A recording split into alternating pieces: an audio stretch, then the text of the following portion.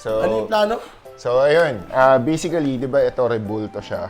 So, yung Jesus Christ dito is rebulto rin. Okay. So, parang ganon. So, rebulto, tapos merong hagdan dito. Yung parang stairway to heaven. Datingan. Tapos, mukha ni Jesus Christ na rebulto rin. And then, parang bintana ng cathedral. Oh, yung yung pinaka-closure dito. Yeah, bintana ng cathedral. Actually, meron pa idadagdag. Tapos, ang adlib natin dito, alam mo yung parang sa mga tawag dito, ay, ito, parang mga ganyan yung, okay. yan. So, parang ganyan Sige, yung sige, adlib sige. niya. Diba? Tapos, yun, ganun. Tapos, ang loob niya naman is, ewan ko kung kakayanin ko to. Tingnan natin ba? Dito pa lang, punong-puno Ang na laki. So, parang ganun yung, basically ganun. Pero ano, yung Ano yan? Dapat dyan. side view lang. Ito nga. So, ito yung bilog, di ba? So, dito na natin ilalagay yung sa may simbahan, yung sabi mo. Tapos yung inventar. kasi yung magiging pang-aids natin doon. Oo. Tapos yung mukha niya, siguro possible mga ganyang kalaki yun. Okay lang. Tapos, kasi yung hagdan naman, is madali Maliit naman, lang, maliit readable lang. naman yun. Kita, alam na agad yung ano yun. So, yung hold niya na agad yung part niya, malinis tignan. So, i-edit ko naman yung makikita mo yung Alright. ano natin. Yung ano natin. So, Okay na tayo? Yep. Sige, edit muna ako. Alright. Good day mga pade at panibagong araw na naman. Ang project po natin dito mga boss ay isang costume design na black and gray. Bali half sleeve po ang gagawin natin mga bossing at sa may bandang taas ng braso natin to ilalagay. At narinig nyo naman po yung request ng ating bossing, no? So napakarami po niyang gustong ilagay para sa kanyang project na to. At ang original na plano dito mga bossing ay isang half sleeve wrap around na black and gray. Pero kinuusap natin yung ating bossing na kunin natin to ng dalawang session. Dahil sa unang session pa lang mga bossing para sa kanyang project na nire-request, talagang baka hindi nga namin to matapos ngayong araw. Kaya talagang nag-decide tayo na kunin na lamang ito ng dalawang session. So dito mga bossing is nagbabalik pala ang ating bossing dahil medyo nabitin na daw po siya dito sa kanyang tattoo kasi ang original plano niya mga bossing ay wala naman talagang full sleeve na magaganap.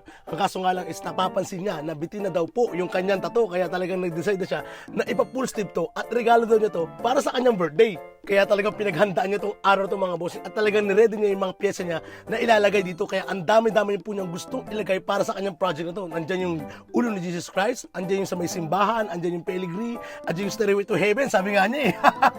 Kasi hindi namin alam kung anong tawag doon kaya yun na lang yung tinawag namin doon mga bossing. At syempre, big shoutout po para sa ating sponsor, ito yung Oso Status Supply. At dito mga bossing, gagamit tayo ng 29RM.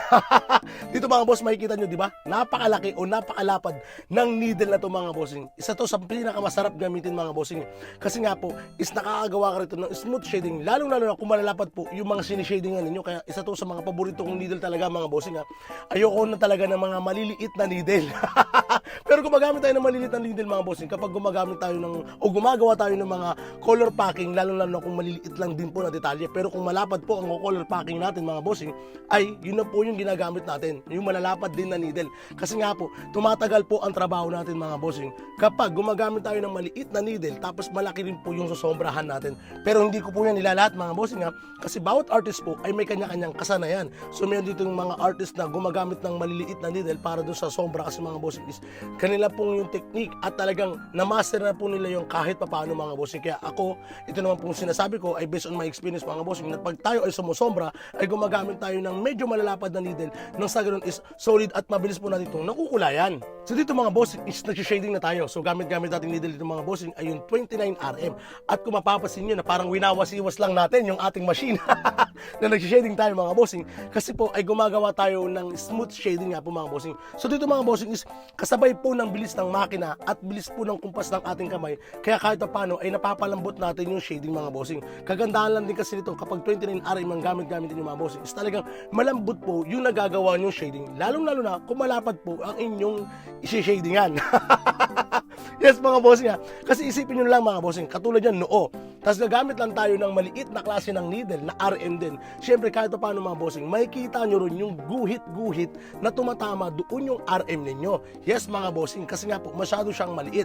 Ngayon naman mga bossing, kung gagamit kayo ng malapad, mas maganda yun mga bossing kasi may iwasan po yung sinasabi nating na bumabakat yung needle na parang isang diretso. Hindi yung tad-tad mga bossing kasi nasa stroke po yun eh. Pero sinasabi kong bumabakat na isang diretso, halimbawa na lang po napadiin kayo doon sa pag-shading ninyo mga bossing, is naiiwan po po yun, kaya nahahalata po kung anong ginamit yung klase ng needle, kung maliit ba yun or malapad. Kaya yung mga ganitong klase ng needle, yung mga malalapad mga bossing, kung mapapansin nyo na yung healing process ng mga ginawa ng artist natin, na yung mga idol natin, di ba mga bossing, is ang lalambot ng kanilang mga shading mga bossing, kasi gumagamit po sila ng malalapad na needle. At kung mayroon man talaga na mas malapad pa dyan mga bossing, is gagamitin natin yun na sa ganun is mapabilis nga po yung trabaho natin at mas malambot pa yung magagawa natin pagdating sa smooth shading. Sana po nakatulong po tong ating simpleng tip mga bossing ha. At gaya lagi ko sinasabi mga bossing, kunin nyo lamang po yung mga mapapakinabangan nyo at yung mga wala namang silbi mga bossing.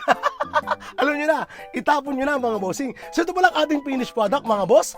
At total of 10 hours. Grabe, ang tibay ni Sir. Ang original na plano ito mga bossing ay kunin sana to ng 1 session wrap around, kaso nga lang talaga nag-decide tayo na kunin na lamang to ng 2 session na sa ganun is magawa lang dito ng mas maayos. Sa may mga may katanungan, message lang po sa ating Facebook page sa Loida to. Yun lamang po. Maraming salamat!